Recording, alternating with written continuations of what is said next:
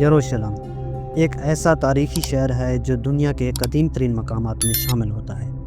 تاریخ میں سب سے زیادہ جنگیں اسی مقدس زمین پر لڑی گئیں اور بے شمار لوگوں نے اسے حاصل کرنے کے لیے اپنی جانیں قربان کی۔ یروشلم جو کہ فلسطین کا دارالحکومت ہے، اسرائیل بھی اسے اپنا دارالحکومت مانتا ہے۔ یہ شہر بحیرہ روم اور بحیرہ مردار کے درمیان ایک پہاڑی سلسلے میں واقع ہے اور دنیا کے قدیم ترین شہروں میں سے ایک ہے۔ یہ دنیا کا واحد شہر ہے جو تینوں ابراہیمی مذاہب یعنی یہودیت، عیسائیت اور اسلام کے لیے یکساں مقدس حیثیت رکھتا ہے۔ یہودیوں کا ماننا ہے کہ دنیا کی ابتدا اسی مقام سے ہوئی تھی اور حضرت ابراہیم علیہ السلام نے اپنے بیٹی کی قربانی کی تیاری بھی یہاں کی تھی۔ اس شہر میں دیوار گریہ موجود ہے جو یہودیوں کا مقدس ترین مقام ہے اور ہیکل سلیمانی کی باقیات میں سے ہے۔ عیسائیوں کے عقیدے کے مطابق حضرت عیسیٰ علیہ السلام اسی شہر میں تشریف لائے اور انہیں یہیں سولی دی گئی۔ یہاں ان کا ایک عظیم الشان گرجا گھر بھی موجود ہے۔ مسجد اقصی یروشلم میں واقع ایک مقدس اسلامی عبادت گاہ ہے جو دنیا کی سب سے اہم مساجد میں سے ایک ہے۔ یہ مسجد مسجد الحرام اور مسجد نبوی کے بعد تیسری اہمیت رکھتی ہے۔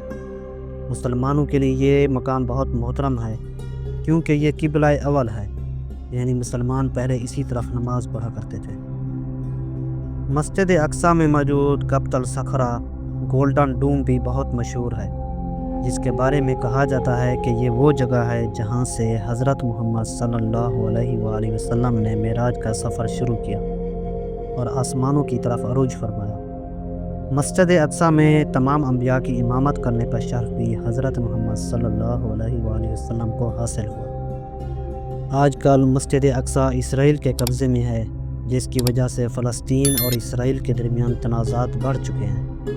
اس جگہ کی اہمیت مسلمانوں، یہودیوں اور عیسائیوں کے لیے یکساں ہے، جو اسے اپنے مذہب کا مقدس مقام سمجھتے ہیں۔ تقریباً 7000 سال قبل یہاں انسانی آبادی موجود تھی۔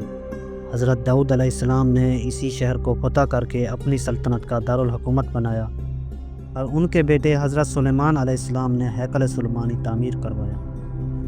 ہیکل سلیمانی حضرت سلیمان علیہ السلام کی بنائی ہوئی عبادت گاہ تھی جو یروشلم میں واقع تھی۔ یہودیوں کے لیے یہ سب سے مقدس مقام تھا جہاں تابوت سکینہ رکھا جاتا تھا۔ تابوت سکینہ ایک مقدس صندوق تھا جس میں حضرت موسیٰ علیہ السلام کی تختیاں اور دیگر مقدس چیزیں رکھی جاتی تھیں۔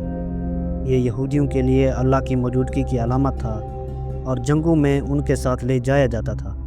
اسلام میں بھی اس کا ذکر ہے، لیکن اس کی موجودہ مقام کے بارے میں کوئی حتمی معلومات نہیں ہے۔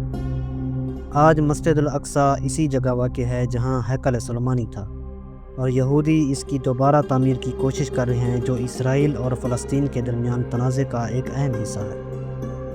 586 قبل مسیح میں بابل کے بادشاہ بخت نصیر نے اسے تباہ کیا۔ 70 عیسوی میں رومیوں نے اسے دوبارہ تباہ کر دیا اور اس میں موجود تابوت سکینہ ہمیشہ کے لیے گم ہو گیا۔ پھر 539 قبل مسیح میں ایرانی بادشاہ سائرس اعظم نے یہودیوں کو ان کے وطن واپس جانے دیا، جس کے بعد انہوں نے ہیکل کو دوبارہ تعمیر کیا۔ 7ویں صدی عیسوی میں رومیوں نے یروشلم پر قبضہ کر لیا اور 135 عیسوی میں یہودیوں کی بغاوت کو سختی سے کچل دیا۔ 638 عیسوی میں حضرت عمر فاروق رضی اللہ تعالی عنہ نے اس شہر کو فتح کر لیا، جس کے بعد یہ طویل عرصے تک اسلامی حکومت کے زیر اثر رہا۔ 1099 میں عیسائی افواج نے اس پر قبضہ کر لیا، مگر 1187 میں سلطان صلاح الدین ایوبی نے اسے دوبارہ اسلامی سلطنت میں شامل کر لیا۔